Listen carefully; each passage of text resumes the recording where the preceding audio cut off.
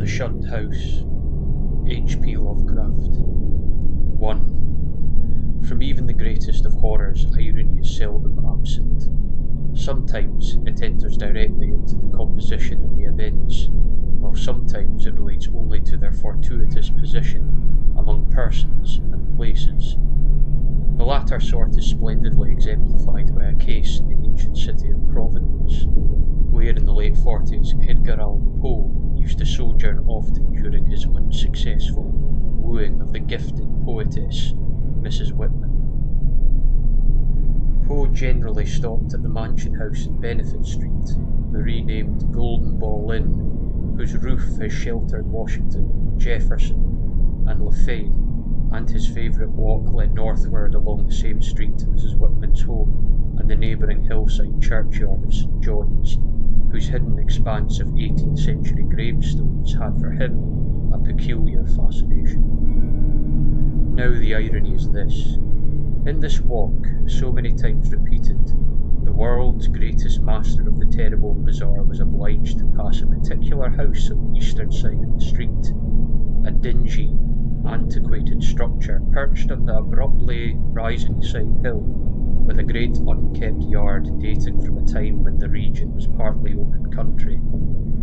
It does not appear that he ever wrote or spoke of it, nor is there any evidence that he even noticed it, and yet that house, to the two persons in possession of certain information, equals or outranks in horror the wildest fantasy of the genius who so often passed it unknowingly, and stands starkly leering as a symbol of all that is utterably hideous. The house was, for that matter still is, of a kind to attract the attention of the curious. Originally a farm or semi-farm building, it followed the average New England colonial lines of the middle 18th century, the prosperous peaked roof sort, with 2 stories and dormerless attic, and with the Georgian doorway and the interior panelling dictated by the progressive taste at that time. It faced south, with one gable end buried to the lower windows in the eastward rising hill, and the other exposed to the foundations toward the street. Its construction over a century and a half ago had followed the grading and straightening of the road in that especial vicinity, for Benefit Street, at first called Back Street, was laid out as a lane winding amongst the graveyards of the first settlers, and straightened only when the removal of the bodies to the north burial ground made it decently possible to cut through the old family plots. At the start, the western wall had laid some 20 feet up a precipitous lawn from the roadway, but a widening of the street at about the time of the Revolution sheared off most of the intervening space, exposing the foundation so that a brick basement wall had to be made, giving the deep collar a street frontage with door and 2 windows above ground, close to the new line of public travel. When the sidewalk was laid out a century ago, the last of the intervening space was removed, and Poe in his walks must have seen only a sheer ascent of dull grey brick flush with the sidewalk surmounted at a height of 10 feet by the antique shingle bulk of the house proper. The farm-like grounds extended back very deeply up the hill, almost to Wheaton Street. The space south of the house, abutting on Benefit Street, was of course greatly above the existing sidewalk level, forming a terrace bounded by a high bank wall of damp and mossy stone pierced by a steep flight of narrow steps, which led inward between the canyon-like surfaces to the upper region of the mangy lawn, roomy brick walls and neglected gardens, whose dismantled cement urns, rusted kettles fallen from tripods of knotty sticks, and similar paraphernalia set off the weather-beaten front door and its broken fanlight, rotting lonic pilasters, and wormy triangular pediment. What I heard in my youth about the Shunned House was merely that people died there in alarmingly great numbers. That, I was told, was why the original owners had moved out some 20 years after building the place. It was plainly unhealthy, perhaps because of the dampness and the fungus growth in the cellar, and the general sickish smell, the draughts of the hallways, or the quality of the well pump water. These things were bad enough, and these were all that gained belief among the persons whom I knew. Only the notebooks of my antiquarian uncle Dr. Whipple revealed to me at length the darker, vaguer surmises which formed an undercurrent of folklore among old-time servants and humble folk, surmises which never travelled far, and which were largely forgotten when Providence grew to be a metropolis with a shifting modern population. The general fact is that the house was never regarded by the solid part of the community as in any real sense haunted. There were no widespread tales of rattling chains, cold currents of air, extinguished lights, or faces at the window. Extremists sometimes said the house was unlucky, but that is as far as even they went. What was really beyond dispute is that a frightful proportion of persons died there, or more accurately, had died there, since after some peculiar happenings over 60 years ago, the building had become deserted through the sheer impossibility of renting it. These persons were not all cut off suddenly by any one cause. Rather did it seem that their vitality was insidiously sapped, so that each one died the sooner from whatever tendency to weakness he may have naturally had. And those who did not die displayed in varying degree a type of anemia or consumption, sometimes a decline of the mental faculties, spoke ill for the salubriousness of the building. Neighbouring houses, it must be added, seemed entirely free from the noxious quality. This much I knew before my insistent questioning led my uncle to show me the notes which finally embarked us both on our hideous investigation. In my childhood, the Shunned House was vacant, with barren, gnarled and terrible trees, long, query, pale grass, and nightmarishly misshapen weeds in the high terrace yard where birds never lingered.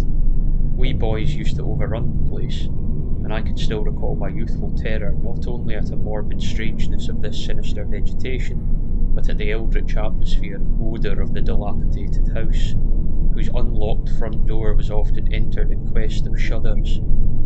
The small paned windows were largely broken, and a nameless air of desolation hung round the perilous panelling shaky interior shutters, peeling wallpaper, falling plaster, rickety staircases, and such fragments of battered furniture as still remained.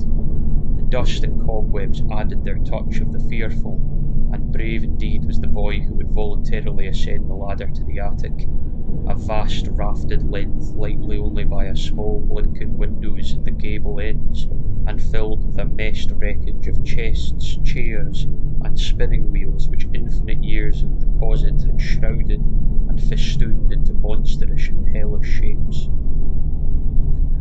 But after all, the attic was not the most terrible part of the house. It was the dank, humid cellar which somehow exerted the strongest repulsion on all of us, even though it was wholly above ground in the side street, with only a thin door and window-pierced brick wall to separate it from the busy sidewalk. We scarcely knew whether to haunt it in spectral fascination, or to shun it for the sake of our souls and our sanity. For one thing, the bad odour of the house was strongest there, and for another thing, we did not like the white fungus growths which occasionally sprang up in rainy summer weather from the hard earth floor. These fungi, grotesquely like the vegetation in the yard outside, were truly horrible in their outlines, detestable parodies of toadstools and Indian pipes, whose like we had never seen in any other situation. They rotted quickly, and at one stage became slightly phosphorescent, so that nocturnal passers-by sometimes spoke of witch fires glowing behind the broken panes of the forter-spreading windows. We never, even in our wildest Halloween moods, visited the cellar by night, but in some of our daytime visits could detect the phosphorescence, especially when the day was dark and wet. There was also a subtler thing we often thought we detected, a very strange thing which was, however, merely suggestive at most. I refer to a sort of cloudy whitish pattern on the dirt floor, a vague shifting deposit of mould or night which we sometimes thought we could trace amidst the sparse fungus growths near the huge fireplace of the basement kitchen.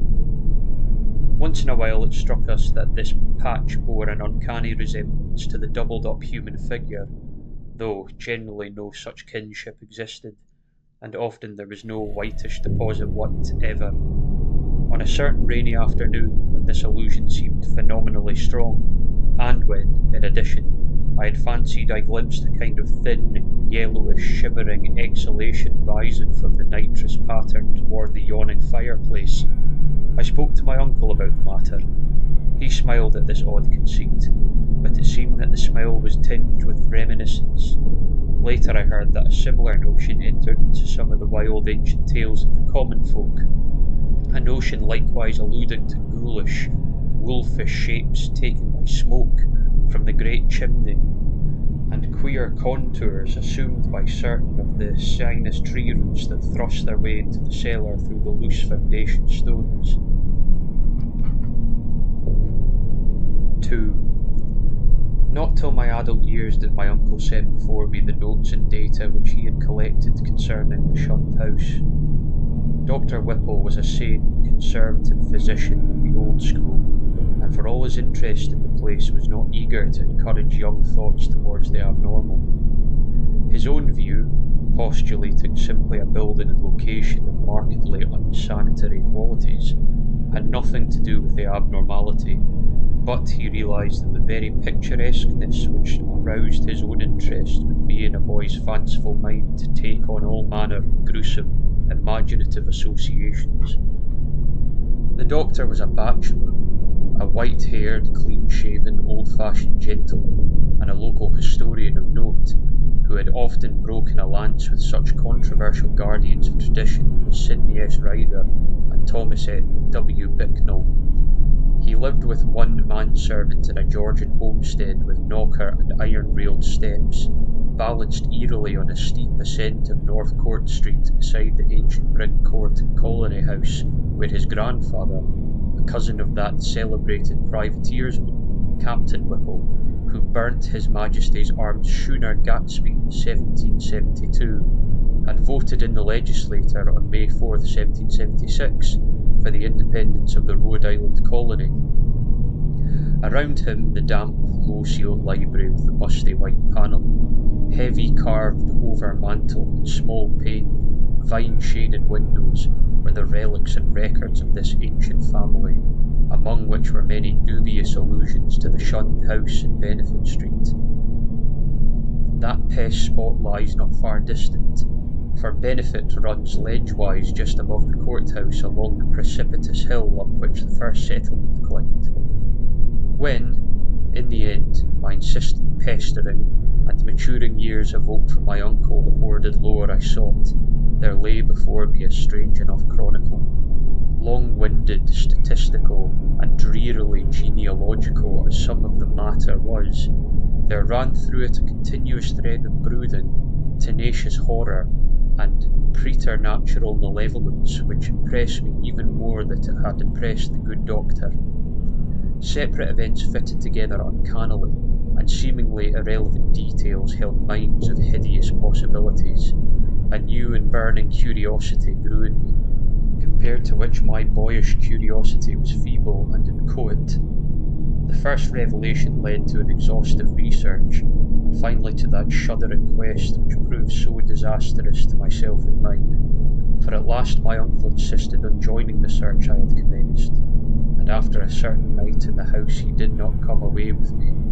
I am lonely without that gentle soul whose long years were filled only with honour, virtue, good taste, benevolence and learning. I have reared a marble urn to his memory in St. John's churchyard, the place that Poe loved, the hidden grove of giant willows on the hill, where tombs and headstones huddle quietly between the hoary bulk of the church and the houses and the bank walls of Benefit Street. The history of the house, opening amidst a maze of dates, revealed no trace of the sinister ether about its construction, or about the prosperous and honourable family who built it. Yet from the first, a taint of calamity, soon increased the brooding significance, was apparent. My uncle's carefully compiled record began with the building of the structure in 1763, and followed the theme with an unusual amount of detail. The Shunned House, it seems, was the first inhabited by William Harris and his wife, Roby Dexter, with their children Elkanah, born in 1755, Abigail, born in 1757, William Jr., born in 1759, and Ruth, born in 1761. Harris was a substantial merchant and seaman in the West India trade, connected with the firm of Obadiah Brown and his nephews. After Brown's death in 1761, the new firm of Nicholas Brown and Co. made him master of the Brown Prudence Providence built of 120 tons, thus enabling him to erect the new homestead he had desired ever since his marriage. The site he had chosen, a recently straightened part of the new and fashionable back street, which ran along the side of the hill above the crowded Cheapside, was all that could be wished, and the building did justice to the location. It was the best that moderate means could afford, and Harris hastened to move in before the birth of a fifth child which the family expected. That child, a boy, came in December, but was stillborn. Nor was any child to be born alive in that house for a century and a half. The next April sickness occurred among the children, and Abigail and Ruth died before the month was over. Dr. Job Ives diagnosed the trouble as some infantile fever, though others declared it was more of a mere wasting away or decline. It seemed, in any event, to be contagious, for Hannah Bowen, one of the two servants, died of it the following June. Eli Lederson, the other servant, constantly complained of weakness and would have returned to his father's farm in Rehoboth but for a sudden attachment for Mehetabel Pierce, who was hired to succeed Hannah. He died the next year, a sad year indeed, since it marked the death of William Harris himself, enfeebled as he was by the climate of Martinique, where his occupation had kept him for considerable periods during the preceding decade. The widowed Ruby Harris never recovered from the shock of her husband's death, and the passing of her firstborn, Elkanah, 2 years later, was the final blow to her reason. In 1768 she fell victim to a mild form of insanity, and was thereafter confined to the upper part of the house. Her elder maiden sister, Mercy Dexter, having moved in to take charge of the family. Mercy was a plain, raw-boned woman of great strength, but her health visibly declined from the time of her advent. She was greatly devoted to her unfortunate sister, and had an especial affection for her only surviving nephew, William, who from a sturdy infant had become a sickly, spindling lad. In this year the servant of Mehetabel died, and the other servant, Preserved Smith, left without coherent explanation, or at least with only some wild tales and a complaint that he disliked the smell of the place. For a time Mercy could secure no more help, since the 7 deaths in case of madness, all occurring within 5 years' space, had begun to set in motion the body of fireside rumour, which later became so bizarre. Ultimately, however, she obtained new servants from out of town. Anne White, a morose woman from that part of North Kingstown, now set off as the township of Exeter, and a capable Boston man named Zenas Lowe. It was Anne White who first gave definite shape to the sinister idle talk. Mercy should have known better than to hire anyone from Nooseneck Hill County, for the remote bit of backwoods was then, as now, a seat of the most uncomfortable superstitions.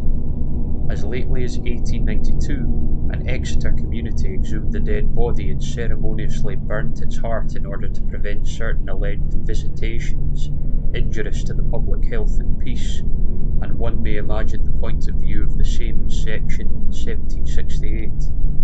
Anne's tongue was perniciously active, and within a few months Mercy discharged her in place of the faithful and amiable Amazon from Newport, Maria Robbins. Meanwhile, poor Ruby Harris, in her madness, gave voice to dreams and imaginings of the most hideous sort. At times her screams became insupportable, and for long periods she would utter shrieking terrors which necessitated her son's temporary residence with his cousin, Peleg Harris, in Presbyterian Lane near the new college building. The boy would seem to improve after these visits, and had Mercy been as wise as she was well-meaning, she would have let him live permanently with Peleg. Just what Mrs. Harris cried out in her fits of violence, tradition hesitates to say, or rather presents such an extravagant accounts that may nullify themselves through the sheer absurdity. Certainly it sounds absurd to hear that a woman educated only in this rudiments of French, often shouted for hours in a coarse and idiomatic form of that language, or that the same person, alone and guarded, complained wildly of a staring thing which bit and chewed at her. In 1772, the servant Zanis died, and when Mr. Harris heard of it, she laughed with a shocking delight utterly foreign to her. The next year, she herself died, and was laid to rest in the North Burial Ground beside her husband. Upon the outbreak of trouble with Great Britain in 1775, William Harris, despite his scant 16 years and feeble constitution, managed to enlist in the Army of Observation under General Greene, and from that time on enjoyed a steady rise in health and prestige. In 1780, as a captain in Rhode Island forces in New Jersey under Colonel Angle, he met the married Phoebe Hetfield in Elizabethtown, whom he brought to Providence upon his honourable discharge in the following year. The young soldier's return was not a thing of unmitigated happiness. The house, it is true, was still in good condition, and the street had been widened and changed in name from Back Street to Benefit Street, but Mercy Dexter's one robust frame had undergone a sad and curious decay, so that she was now a stooped and pathetic figure, with hollow voice and disconcerting parlour, qualities shared to a singular degree by the one remaining servant, Maria. In the autumn of 1782, Phoebe Harris gave birth to a stillborn daughter, and on the 15th of the next May Mercy Dexter took leave of a useful, austere, and virtuous life. William Harris, at last thoroughly convinced of the radically unhealthful nature of his abode, now took steps towards quitting it and closing it forever. Securing temporary quarters for himself and his wife at the newly opened Golden Ball Inn, he arranged for the building of a new and finer house in Westminster Street, in the growing part of the town across the Great Bridge. There in 1785 his son Duty was born, and there the family dwelt till the encroachments of commerce drove them back across the river and over the hill to Angle Street, in the newer East Side resident district, where the late Archer Harris built his sumptuous but hideous French-roofed mansion in 1876. William and Phoebe both succumbed to the yellow fever epidemic of 1797, but Duty was brought up by his cousin Rathbone Harris, Peleg's son. Rathbone was a practical man, and rented the Benefit Street house despite William's wish to keep it vacant. He considered it an obligation to his ward to make the most of all the boy's property, nor did he concern himself with the deaths and illnesses which caused so many changes of tenants, or the steadily growing aversion with which the house was generally regarded.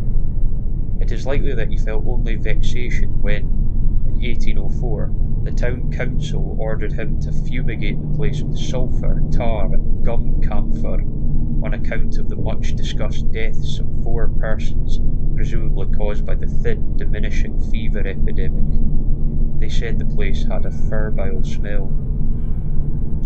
Duty himself thought little of the house, for he grew up to be a privateersman, and served with distinction in the vigilant under Captain Cahoon in the War of 1812. He returned, unharmed, married in 1814, and became a father on that memorable night of September the 23rd, 1815, when a great gale drove the waters of the bay over half the town, and floated a tall stoop well up Westminster Street so that its masts almost tapped the Harris windows in symbolic affirmation that the new boy, Welcome, was a seaman's son. Welcome did not survive his father, but lived to perish gloriously at Fredericksburg in 1862. Neither he nor his son Archer knew of the Shunned House as other than a nuisance almost impossible to rent, perhaps on account of the mustiness and sickly odour of unkempt old age. Indeed, it never was rented after a series of deaths culminating in 1861, which the excitement of the war tended to throw into obscurity. Carrington Harris, last of the male line, knew it only as a deserted and somewhat picturesque centre of legend, until I told him my experience. He had meant to tear it down and build an apartment house on that site, but after my account decided to let it stand, install plumbing and rent it. Nor has he yet had any difficulty in obtaining tenants. The horror has gone. 3. It may well be imagined how powerfully I was affected by the annals of the Harrises. In this continuous record there seemed to me to brood a persistent evil beyond anything in nature as I had known it, an evil clearly connected with the house and not with the family. The impression was confirmed by my uncle's less systematic array of miscellaneous data legends transcribed from servant gossip, cuttings from the papers, copies of death certificates by fellow physicians, and all the like.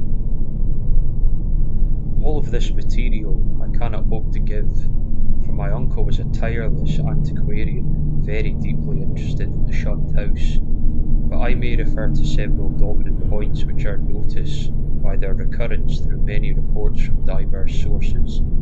For example, the servant gossip was practically unanimous in attributing to the fungus and the malodorous cellar of the house a vast supremacy and evil influence. There had been servants, and White especially, who would not use the cellar kitchen, and at least 3 well-defined legends bore upon the queer quasi-human or diabolic outlines assumed by tree roots and patches of mould in that region. These latter narratives interested me profoundly, on account of what I had seen in my boyhood, but I felt that most of the significance had in each case been largely obscured by the additions from the common stock of local ghost lore. Anne White, with her Exeter superstition, had promulgated the most extravagant and at the same time most consistent tale, alleging that there must lie buried beneath the house one of those vampires, the dead who retain their bodily form and live on the blood or breath of the living, whose hideous legions send their preying shapes or spirits abroad by night.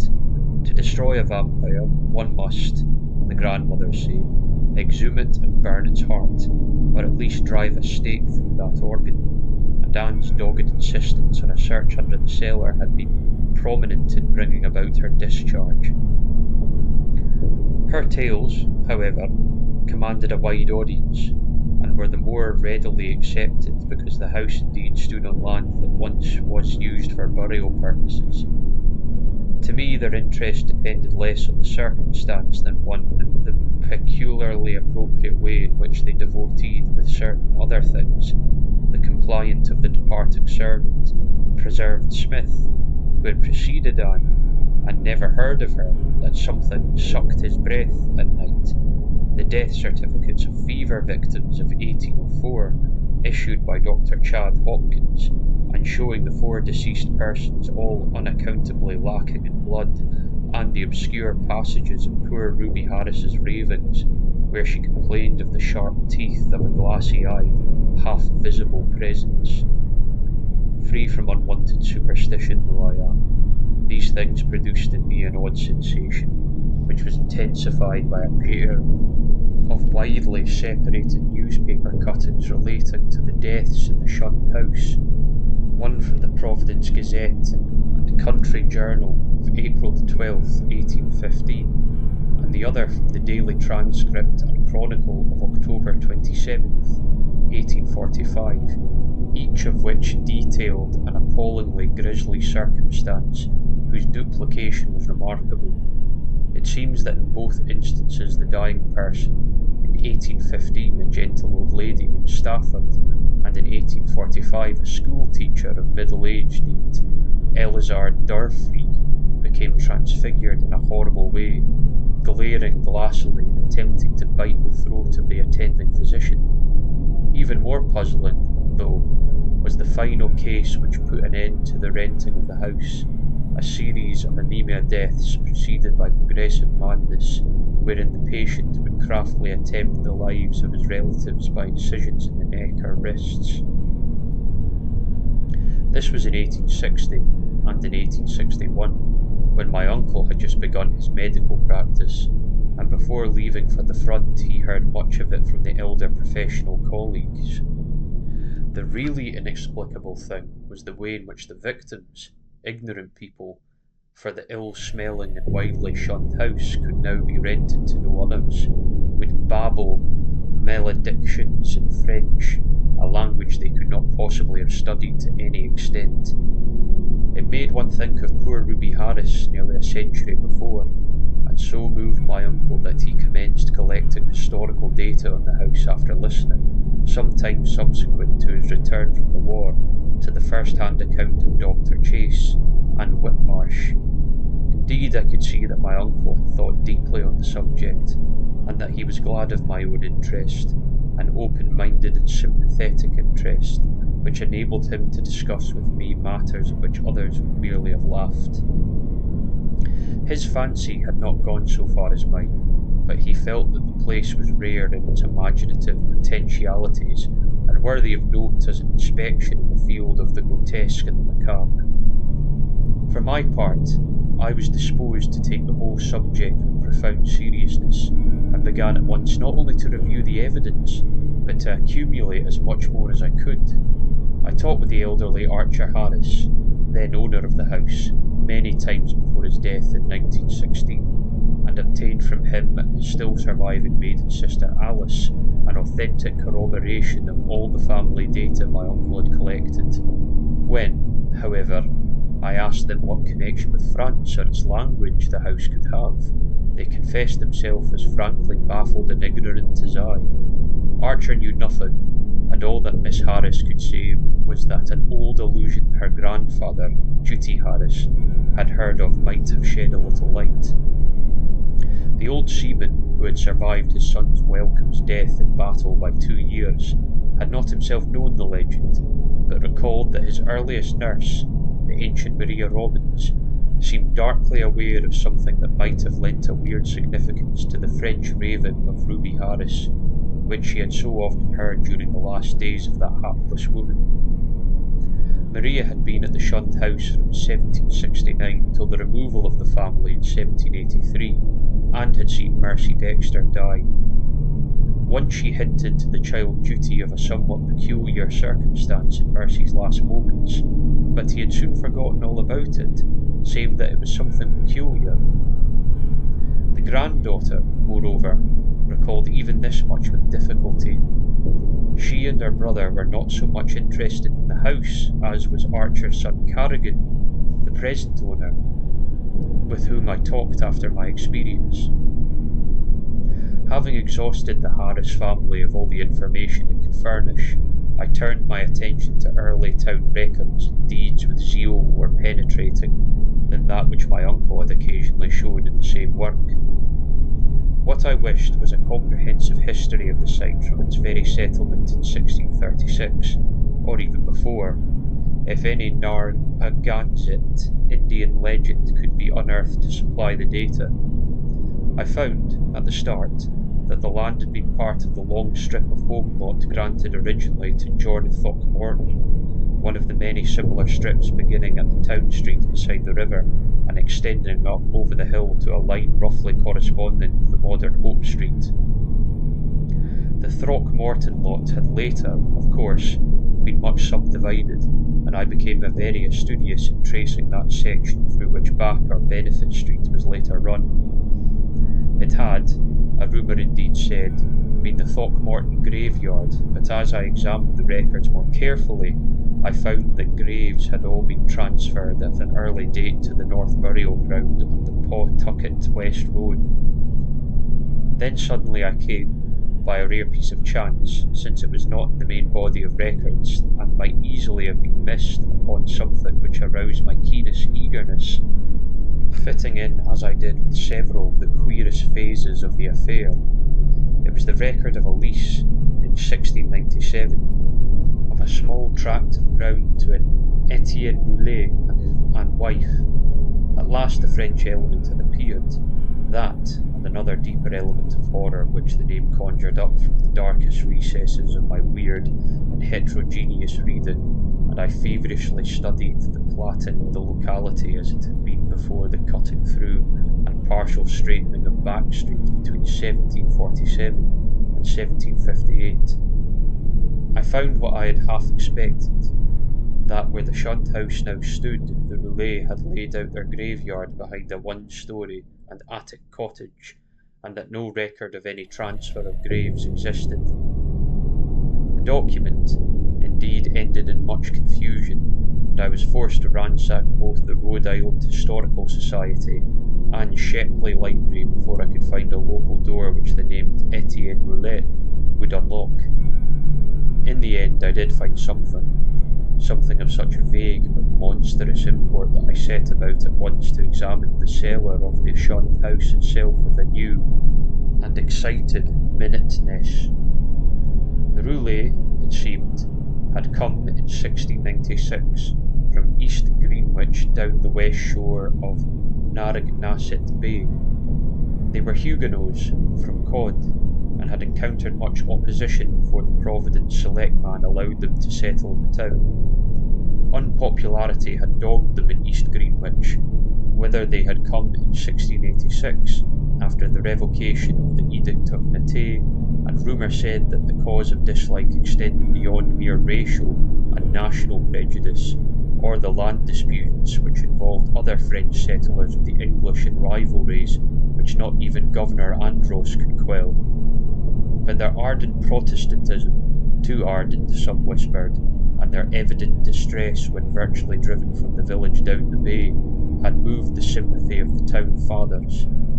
Here the strangers had been granted a haven, and the swarthy Etienne Roulet, less apt at agriculture than at reading queer books and drawing queer diagrams, was given a clerical post in the warehouse at Pardon Tillinghast's Wharf, far south in Town Street.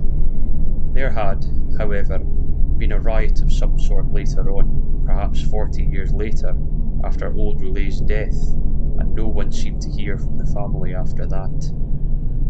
For a century and more, it appeared, the Roulets had been well remembered and frequently discussed as vivid incidents in the quiet life of a New England seaport. Etienne's son, Paul, a surly fellow whose erratic conduct had probably provoked the riot which wiped out the family, was particularly a source of speculation, and though Providence never shared the witchcraft panics of her Puritan neighbours, it was freely imitated by old wives that his prayers were neither uttered at the proper time nor directed towards the proper object.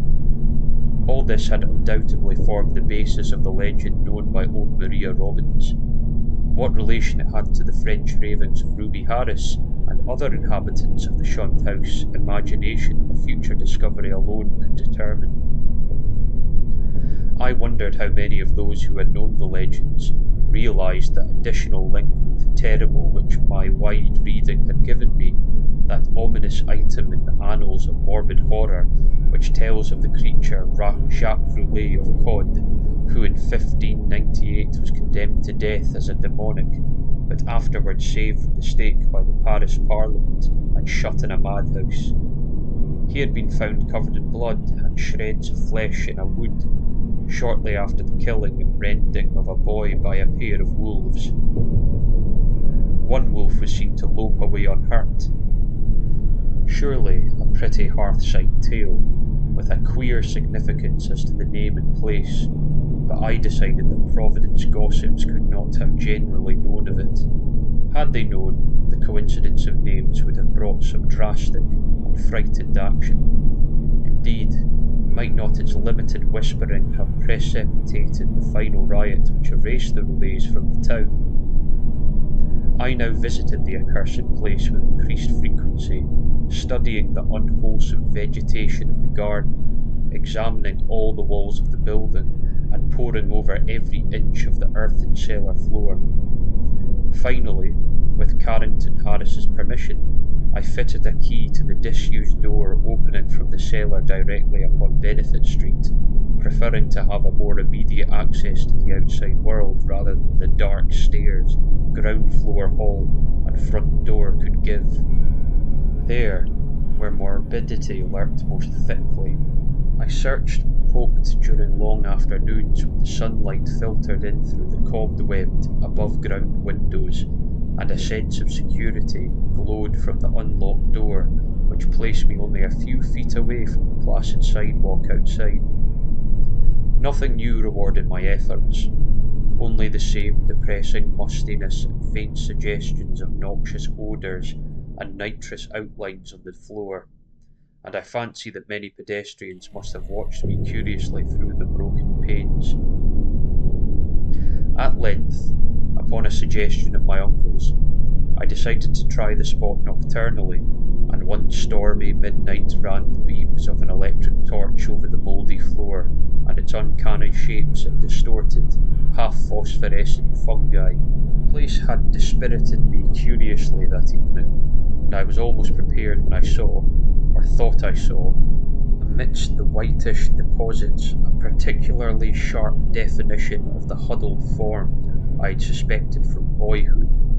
Its clearness was astonishing and unprecedented, and as I watched I seemed to see again the thin, yellowish, shimmering exhalation which had startled me on that rainy afternoon so many years before.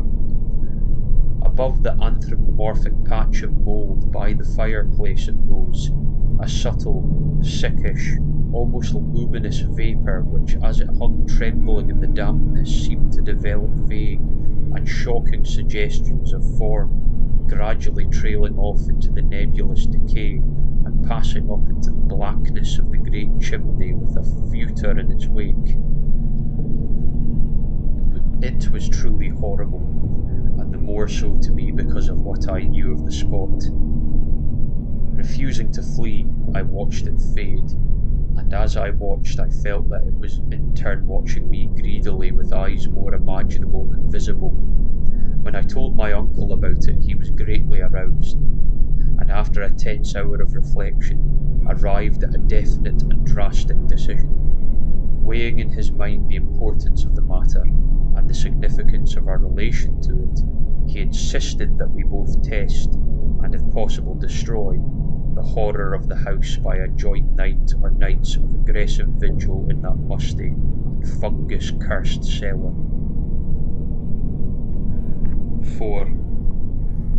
On Wednesday, June 25th, 1919, after proper notification of Carrington Harris, which did not include surmises as to what we expected to find, my uncle and I conveyed to the Shunned House 2 camp chairs and folding camp cot, together with some scientific mechanism of greater weight and intricacy.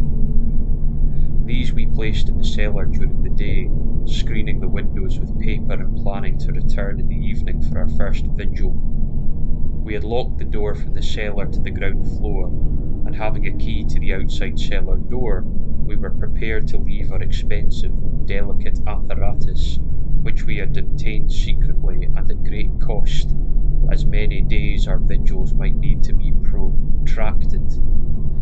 It was our design to sit up together till very late, and then watch singly till dawn in 2-hour stretches, myself first, and then my companion, and the inactive member resting on the cot. The natural leadership with which my uncle procured the instruments from the laboratories of Brown University, the Cranston Street Armoury, and instinctively assumed direction of our venture was a marvellous commentary on the potential vitality and resilience of a man of 81. Eli Whipple had lived according to the hygienic laws he had preached as a physician, and but for what happened later would be here in full vigour today.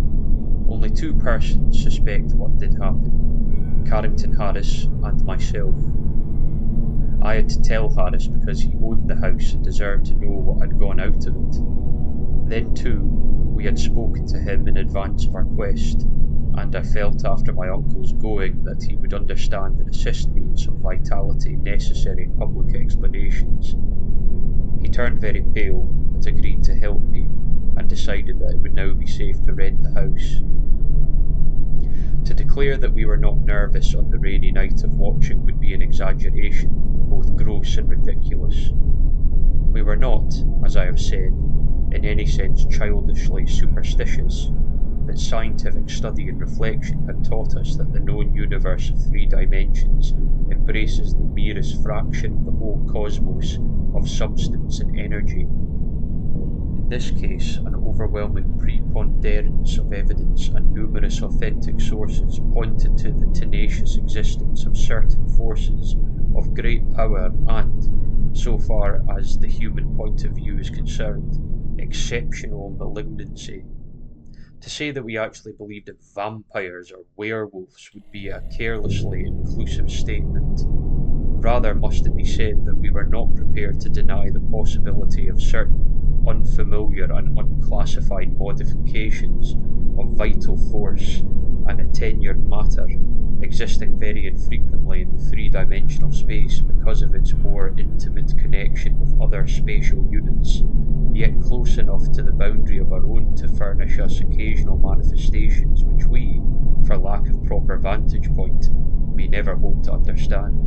In short, it seemed to my uncle and me that an incontrovertible array of facts pointed to some lingering influence in the Shunned House, traceable to one or another of the ill-favoured French settlers who 2 centuries before, and still operative through the rare and unknown laws of atomic and electronic motion, that the family of Relay had possessed an abnormal affinity for outer circles of entity, dark spheres, which for normal folk hold only repulsion and terror, their record history seemed to prove. Had not, then, the riots of those bygone 1730s set moving certain kinetic patterns in the morbid brain of one or more of them, notably the sinister Paul Rollet, which obscurely survived the bodies murdered and buried by the mob, and continued to function in some multiple dimension space along the original lines of force determined by a frantic hatred of the encroaching community. Such a thing was surely not a physical or biochemical impossibility in the light of a newer science which includes the theories of relativity and intra-atomic action. One might easily imagine an alien nucleus of substance or energy, formless or otherwise, kept alive by imperceptible or immaterial subtractions from the life force of bodily tissues and fluids of other and more palpably living things into which it penetrates and with whose fabric it sometimes completely merges itself. It might be actively hostile, or it might be dictated merely by blind motives of self-preservation. In any case, such a monster must of necessity be in our scheme of things an anomaly and an intruder, whose extirpation forms a primary duty with every man, not an enemy to the world's life, health, and sanity. What baffled us was our utter ignorance of that aspect in which we might encounter the thing. No sane person had ever seen it, and few had ever felt it definitely. It might be pure energy, a form of ethereal and outside the realm of substance, or it might be partly material, some unknown and equivocal mass of plasticity, capable of changing at will to nebulous approximations of the solid, liquid, gaseous, or tenuously unparticled states. The anthropomorphic patch of mould on the floor, the form of the yellowish vapour, and the curvature of the tree roots in some of the old tales all argued at least a remote and reminiscent connection with the human shape, but how representative or permanent that similarity might be, none could say with any kind of certainty. We had devised 2 weapons to fight it, a large and spatially fitted Crookes tube operated by powerful storage batteries and provided with peculiar screens and reflectors, in case it proved intangible and opposable only by vigorously destructive ether radiations, and a pair of military flamethrowers of a sort used in the World War, in case it proved partially material and susceptible of mechanical destruction, for like the superstitious Exeter rustics, we were prepared to burn the thing's heart out if heart existed to burn. All this aggressive mechanism we set in the cellar, positions carefully arranged with reference to the cot and chairs, and to the spot before the fireplace where the mould had taken strange shapes. That suggestive patch, by the way, was only faintly visible when we placed our furniture and instruments, and when we returned that evening for the actual visual, for a moment I half doubted that I had ever seen it in the more definitely lined form, but then I thought of the legends. Our cellar vigil began at 10 p.m, daylight saving time, and as it continued we found no promise of pertinent developments. A weak, filtered glow from the rain-harassed street lamps outside and a feeble phosphorescence from the detestable fungi within showed the dripping stone of the walls, from which all traces of whitewash had vanished. The dank, fetid, and mildew-tainted hard earth floor, with its obscene fungi, the rotting remains of what had been stools, chairs, and tables, and other more shapeless furniture, the heavy planks and massive beams of the ground floor overhead, the decrepit plank door leading to bins and chambers beneath our parts of the house, the crumbling stone staircase with ruined wooden handrail, and the crude and cavernous fireplace of blackened brick, where rusted iron fragments revealed the past presence of hooks, spit, crane, and door to the Dutch oven. These things, and our austere cot and camp chairs, and the heavy, intricate, destructive machinery we had brought. We had, as my own former explorations, left the door to the street unlocked, so that a direct and practical path of escape might lie open in case of manifestations beyond our power to deal with. It was our idea that our continued nocturnal presence would call forth whatever malign entity lurked there, and that being prepared, we could dispose of the thing with one or the other of our provided means as soon as we had recognised and observed it sufficiently.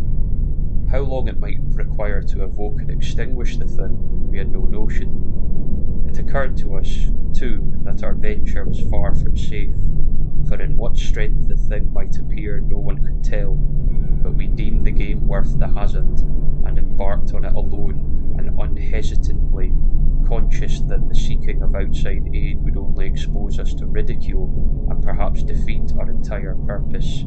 Such was our frame of mind as we talked, far into the night, till my uncle's growing drowsiness made me remind him to lie down for his 2-hour sleep. Something like fear chilled me as I sat there in the small hours alone. I say alone, for one who sits by a sleeper is indeed alone, perhaps more alone than one can realise. My uncle breathed heavily, his deep inhalations and exhalations accompanied by the rain outside, and punctured by another nerve-wracking sound of distant dripping water within, for the house was repulsively damp even in dry weather, and in this storm positively swamp-like. I studied the loose antique masonry of the walls in the fungus light, and the feeble rays which stole in from the street through the screened windows, and once, when the noisome atmosphere of the place seemed about to sicken me, I opened the door and looked up and down the street, feasting my eyes on familiar sights and my nostrils on the wholesome air.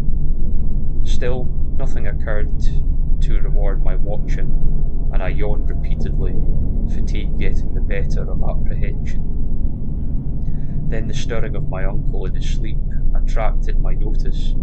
He had turned restlessly on the cot several times during the latter half of the first hour, but now he was breathing with unusual irregularity, occasionally heaving a sigh which held more than a few of the qualities of a choking moan. I turned my electric flashlight on him and found his face averted, so rising and crossing to the other side of the cot, I again flashed the light to see if he seemed in any pain. What I saw unnerved me most surprisingly, considering its relative triviality. It must have been merely the association of any odd circumstance with the sinister nature of our location and mission, for surely the circumstance was not in itself frightful or unnatural. It was merely that my uncle's facial expression, disturbed no doubt by the strange dreams which our situation prompted, betrayed considerable agitation, and seemed not at all characteristic of him. His habitual expression was one of kindly and well-bred calm, whereas now a variety of emotions seemed struggling from within him. I think, on the whole, that it was this variety which chiefly disturbed me. My uncle, as he gasped and tossed in increasing perturbation, and with eyes that had now started opening, seemed not one but many men, and suggested a curious quality of alienation from himself. All at once he commenced to mutter, and I did not like the look of his mouth and teeth as he spoke. The words were at first indistinguishable, and then, with a tremendous start, I recognised something about them which filled me with icy fear till I recalled the breadth of my uncle's education and the interminable translations he had made from the anthropological and antiquarian articles of the Rue des Deux Mondes. For the venerable Eli Whipple was muttering in French, and the few phrases I could distinguish seemed connected with the darkest myths he had ever adapted from the famous Paris magazine. Suddenly, a precipitation broke out on the sleeper's forehead, and he leaped abruptly up, half awake. The jumble of French changed to a cry in English, and the hoarse voice shouted excitedly, "My breath! My breath!" Then the awakening became complete, and with a substantive facial expression to the normal state, my uncle seized my hand and began to relate a dream whose nucleus of significance I could only surmise with a kind of awe. He had, he said, floated off from a very ordinary series of dream pictures into a scene whose strangeness was related to nothing he had ever read. It was of this world, and yet not of it, a shadowy geometrical confusion in which could be seen elements of familiar things in most unfamiliar and perturbing combinations. There was a suggestion of queerly disordered pictures superimposed one upon another, an arrangement in which the essentials of time as well as of space seemed dissolved and mixed in most illogical fashion. In this kaleidoscopic vortex of phantasmal images were occasional snapshots, if one might use the term, of singular clearness but unaccountable heterogeneity. Once my uncle thought he lay in a careless duggle pit, with a crowd of angry faces framed by staggering locks and three-cornered hats frowning down on him. Again he seemed to be in the interior of a house, an old house, apparently, but the details and inhabitants were constantly changing, and he could never be certain of the faces of the furniture, or even of the room itself, since doors and windows seemed to just as great a state of flux as the more presumably mobile objects. It was queer, damnably queer, and my uncle spoke almost sheepishly, as if half expecting not to be believed, when he declared that of the strange faces many had unmistakably borne the features of the Harris family, and all the while there was a personal sensation of choking, as if some persuasive presence had spread itself through the body and sought to possess itself of the vital processes. I shuddered at the thought of those vital processes, worn as they were by 81 years of continuous functioning, in conflict with unknown forces of which the youngest and strongest system might well be afraid, but in another moment reflected that dreams are only dreams, and that these uncomfortable visions could be, at most, no more than my uncle's reaction to the investigations and expectations which had lately filled our minds, to the exclusion of all else. Conversation, also, soon tended to dispel my sense of strangeness, and in time I yielded to my yawns and took my turn in slumber. My uncle seemed now very wakeful, and welcomed his period of watching, even though the nightmare had aroused him far ahead of his allotted 2 hours. Sleep seized me quickly, and I was at once haunted with dreams of the most disturbing kind. I felt, in my visions, a cosmic and abysmal loneliness, with hostility surging from all sides upon the prison where I lay confined. I seemed bound and gagged and taunted by the echoing yells of distant multitudes who thirsted for my blood. My uncle's face came to me with less pleasant associations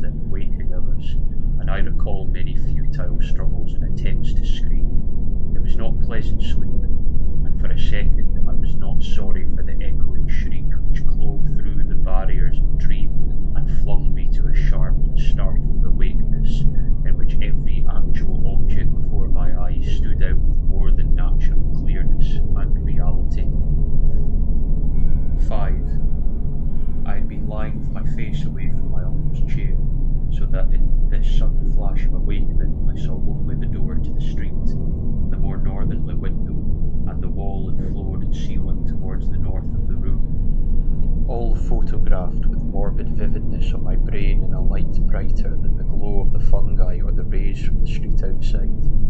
It was not a strong or even fairly strong light, certainly not nearly strong enough to read an average book by, but it cast a shadow over myself and the cot on the floor, and had a yellowish, penetrating force that hinted at things more potent than luminosity. This I perceived with unhealthy sharpness, despite the fact that two of my other senses were violently assaulted, for on my ears rang the reverberations of that shocking scream, while my nostrils revolted at the stench which filled the place. My mind, as alert as my senses, recognised the gravely unusual, and almost automatically I leaped up and turned about to grasp destructive instruments which we had left trained on the mouldy spot before the fireplace. As I turned, I dreaded what I was to see, for the scream had been in my uncle's voice, and I knew not against what menace I should have to defend him and myself. Yet after all, the sight was worse than I had dreaded. There are horrors beyond horrors, and this was one of those nuclei of all dreamable hideousness, which the cosmos saves to blast an accursed and unhappy few. Out of the fungus-ridden earth steamed up a vaporous corpse-light, yellow and diseased, which bubbled and lapped to a gigantic height in vague outlines half human and half monstrous, through which I could see the chimney and fireplace beyond. It was all eyes, wolfish and mocking, and the rugose insect-like head dissolved at the top of a thin stream of mist which curled putridly about them, and finally vanished up the chimney. I say that I saw this thing, but it is only in conscious retrospection that I ever definitely traced its damnable approach to form. At the time, it was to me only a seething, dimly phosphorescent cloud of fungus loathsomeness, enveloping and dissolving to an abhorrent plasticity that one object to which all my attention was focused. That object was my uncle, the venerable Eli Whipple, who with blackening and decaying features leered and gibbered at me, and reached out dripping claws to rend me in the fury which this horror had brought. It was a sense of routine which kept me from going mad. I had drilled myself in preparation for the crucial moment, and blind training saved me, recognising the bubbling evil as no substance reachable by matter or material chemistry, and therefore ignoring the flamethrower which loomed on my left. I threw on the current of the Crookes tube apparatus and focused toward that scene of immortal blasphemousness, the strongest ether radiations which man's art can arouse from the spaces and fluids of nature. There was a bluish haze and a frenzied sputtering, and the yellowish phosphorescence grew dimmer to my eyes, but I saw the dimness was only that of contrast, and that the waves from the machine had no effect whatsoever. Then, in the midst of that demonic spectacle, I saw a fresh horror which brought cries to my lips, and sent me fumbling and staggering towards that unlocked door to the quiet street, careless of what abnormal terrors I loosed upon the world, or what thoughts or judgment of men I brought down upon my head. In that dim blend of blue and yellow, the form of my uncle had commenced a nauseous liquidification, whose essence eludes all description, and which there played across his vanishing face such changes of identity as only madness can conceive. He was at once a devil and a multitude, a carnal house and a pageant. Lit by the mixed and uncertain beams, the gelatinous face assumed a dozen, a score, 100 aspects, grinning as it sank to the ground on a body that melted like tallow, in the caricatured likeness of legions strange and yet not strange. I saw the features of the Harris line, masculine and feminine, adult and infantile, and other features old and young, coarse and refined, familiar and unfamiliar. For a second there flashed a degraded counterfeit of miniature poor mad Ruby Harris that I had seen in the School of Design Museum, and another time I thought I caught the raw-boned image of Mercy Dexter, as I recalled her from a painting in Carrigan's house. It was frightful beyond conception. Towards the last, when a curious blend of servant and baby visages flickered close to the fungus floor, where a pool of greenish grease was spreading, it seemed as though the shifting features fought against themselves and strove from contours like those of my uncle's kindly face. I like to think that he existed at that moment, and that he tried to bid me farewell. It seems to me I hiccuped a farewell from my own parched throat as I lurched out into the street, a thin, straight stream of grease following me through the door to the rain-drenched sidewalk. The rest is shadowy and monstrous. There was no one in the soaking street, and in all the world there will no one I dared tell.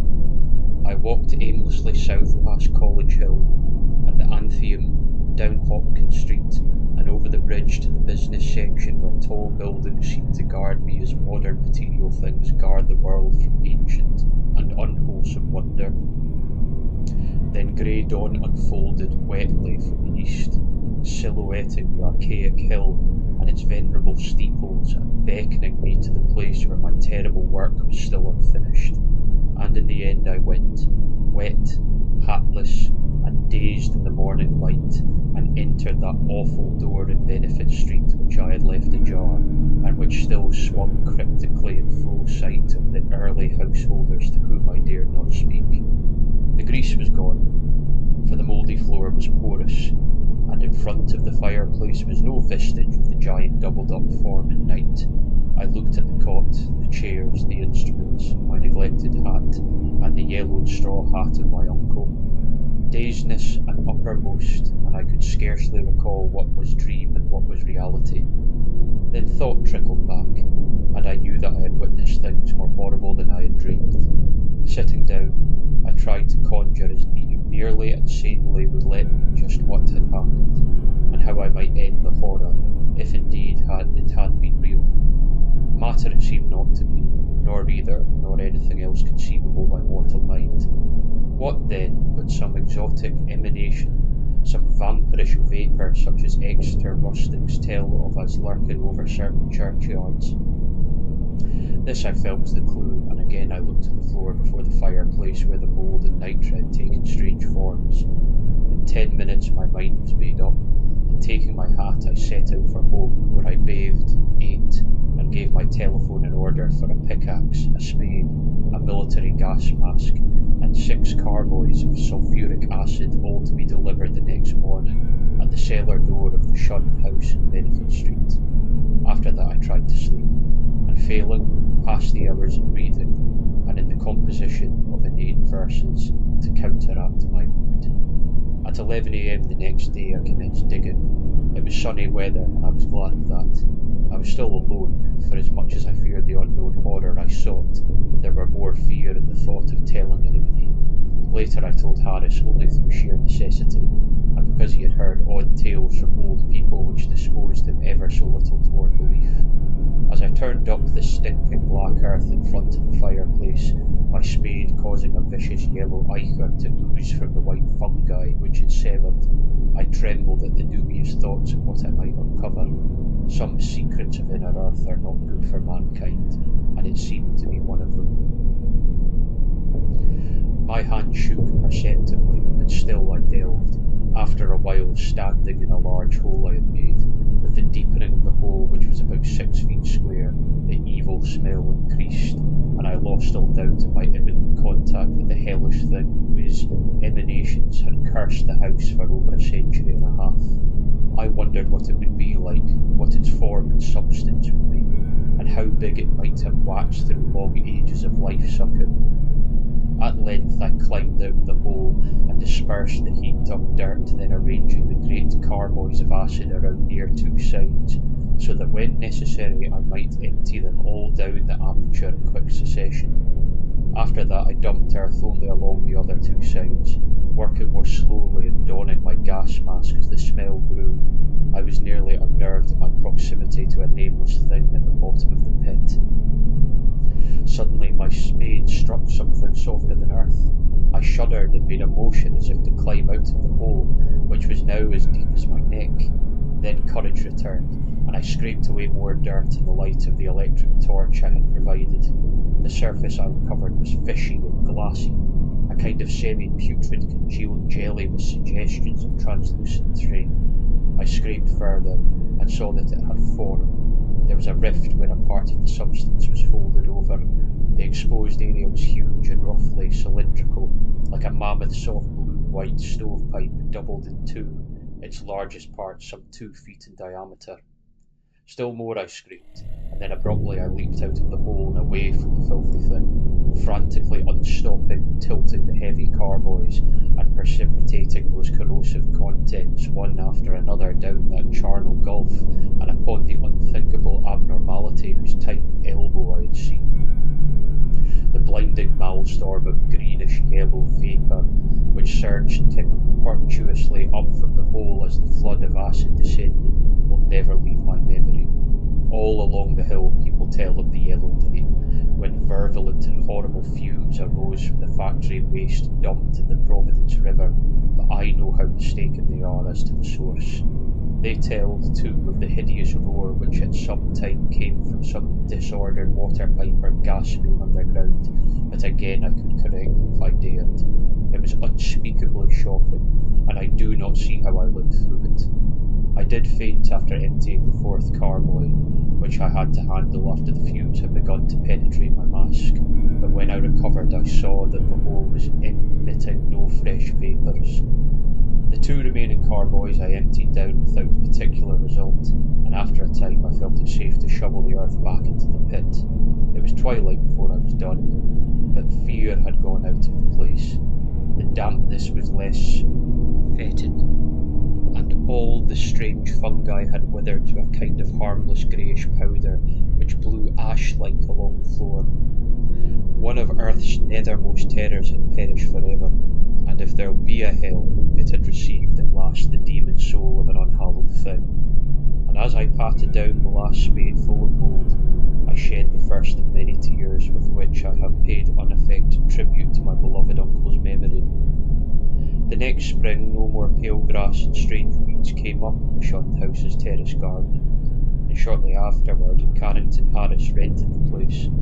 It is still spectral, but its strangeness fascinates me, and I shall find mixed with my relief a queer regret, which is it torn down to make way for tawdry shop or vulgar apartment building.